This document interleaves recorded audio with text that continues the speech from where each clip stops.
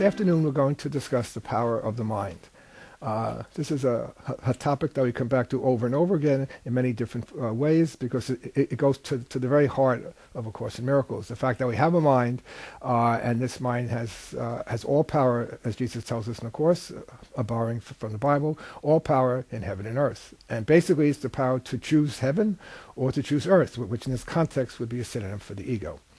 But what I want to discuss specifically about this is to compare what the Course means by the power of the mind and the use of the mind with what is rather prevalent these days in many contemporary spiritualities.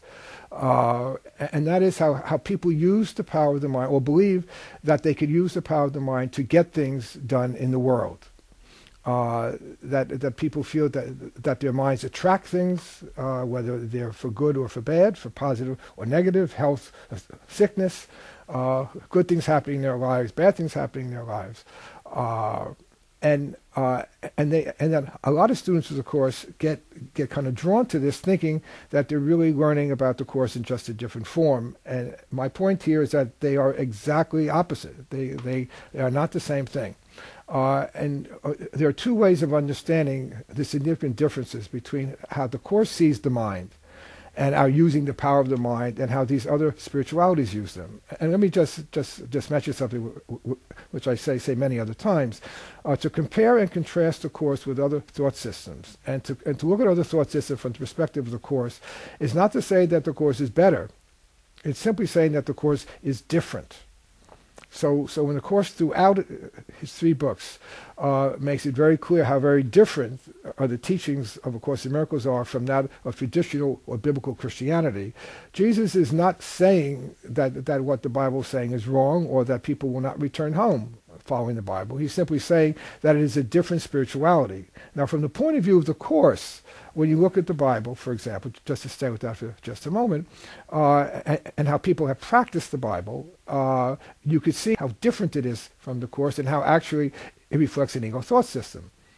But looking at it from the other point of view, people who believe in the Bible look at the Course and say the Course is the work of the devil. So Jesus said to Helen once, "Don't take another's path as your own, but neither should you judge it.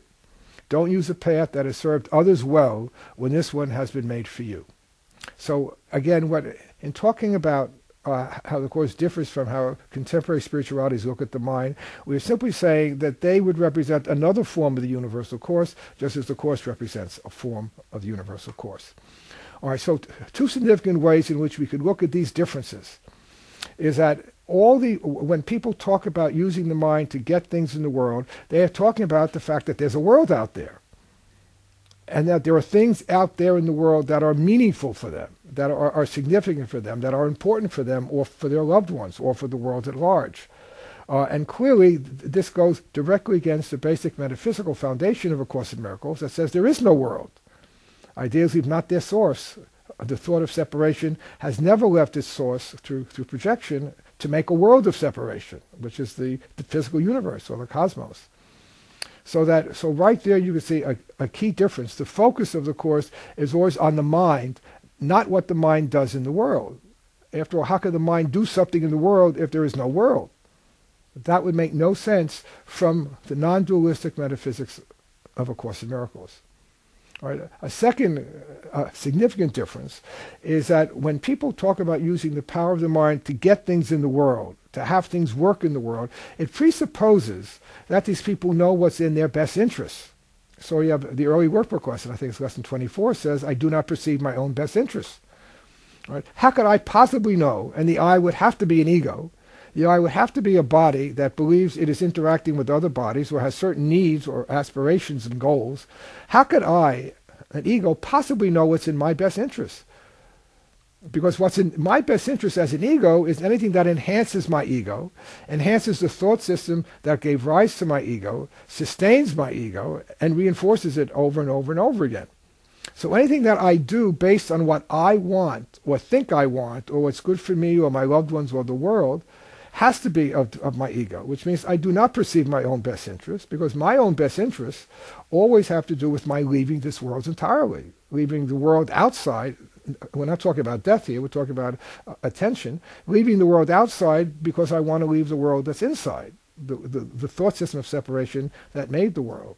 So these two very important differences, I think, differentiate and distinguish the Course from other spiritualities. So again, it's the fact that all these other discussions of using the power of the mind focus on what the mind does in the world, while the Course focuses only on what the mind does within itself, choosing the ego as its teacher or the Holy Spirit or Jesus as its teacher, choosing judgment as its way of life or the vision or forgiveness as its way of life. And then secondly, the idea that I have the incredible arrogance in thinking that I know what's right for me and what's best for me.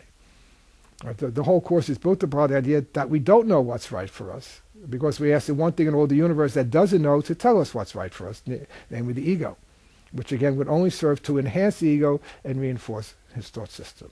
So the bottom line of A Course in Miracles is that Jesus wants us to withdraw our attention from the world outside, our relationships that seem to be outside, bring them back inside, so we focus on the only true relationship, which is that with him or the Holy Spirit that reflects our ultimate relationship with God. And to choose Jesus as our teacher means to look at our relationship with the ego and say, this was a mistake and I don't want it. Right? That's how salvation comes through A Course in Miracles. Not through attaining what will make our bodies feel better or make ourselves feel better, but on helping us truly feel better by leaving the ego thought system entirely.